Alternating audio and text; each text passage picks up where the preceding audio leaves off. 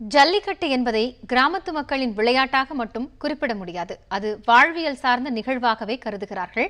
ஜல்லிக்கட்டு நடத்தினால் மழை பெய்யும் என்பது போல நிறைய நம்பிக்கைகள் இங்கு விரவி கிடக்கின்றன.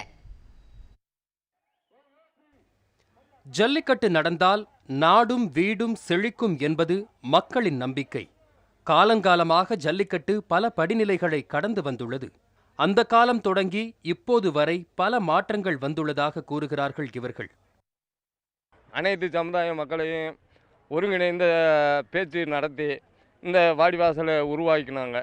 கிட்டத்தட்ட 60 வருடங்களுக்கு முன்னாலேயே இந்த சாமியினுடைய ஒரு அடிப்படையிலேயே இந்த வாடிவாசலையை மேலே புதுப்பிச்சு அதிலிருந்து துண்டு தொட்டு தொடர்ச்சியாக நாங்கள் ஜல்லிக்கட்டு கட்டிக்கிட்டு வர்றோம். வரிசையாக நிப்பாட்டி அதை ஒவ்வொரு மாடுகளாக கொண்டு வந்து ஒரு அடைப்பு அடைச்சி ஒரு மாடு போன பின்னாடி தான் அடுத்த மாடு வரணும். அந்த சிஸ்டத்தில் நாங்கள் ஜல்லிக்கட்டு நடத்திக்கிட்டு இருக்கேன். இப்போ அது காலப்போக்கில் அது பெருசாகவும் அதை ஊர் பொதுவிலேருந்து ஊர் கமிட்டியிலேருந்து போட்டு மகாலிங்க சாமி மடத்து சார்பாக எல்லா சாதிகளும் சேர்ந்து நடத்துகிற மாதிரி செஞ்சுக்கிட்டு இருக்கேன். மார்கழி முழுவதும் கோயில் வாசலில் கோலமிட்டு தை பிறந்ததும் பொங்கலிட்ட பின்பே ஜல்லிக்கட்டு தொடங்கும் என்பது ஊர் பெண்களின் நம்பிக்கை. மார்கழி கார்த்திகை இதெல்லாம் கோலம் போட்டு சாமி அலங்கரித்து வைப்போம். மார்கழி கடைசியில் பொங்கல் வைப்போம். அப்போ மாசப்பிறப்பு அன்னைக்கு வருஷப்பிறப்பு அன்னைக்கு பொங்கல் வைப்போம்.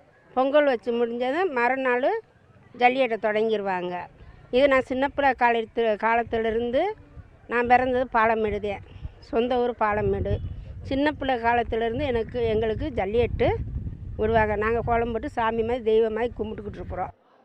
பாதுகாப்பு ஏற்பாடுகளும் முன்னேற்பாடுகளும் மாறியது போல ஜல்லிக்கட்டில் வெற்றி பெறுவோருக்கான பரிசு பொருட்களும் பல மாற்றங்களை கண்டுள்ளன. இந்த வாடிவாசல் எல்லைக்குள்ள வீரர்கள் மாடை ஏறு தழுவுதல் ஏரியை பிடிச்சு 3 சுற்று சுற்றினோடனே அந்த மாடு வீரர் ஆயிடுறாரு. அவர் மாடு பிடிச்சோன்னே அந்த பரிசு நாங்கள் கொடுத்துருவோம்.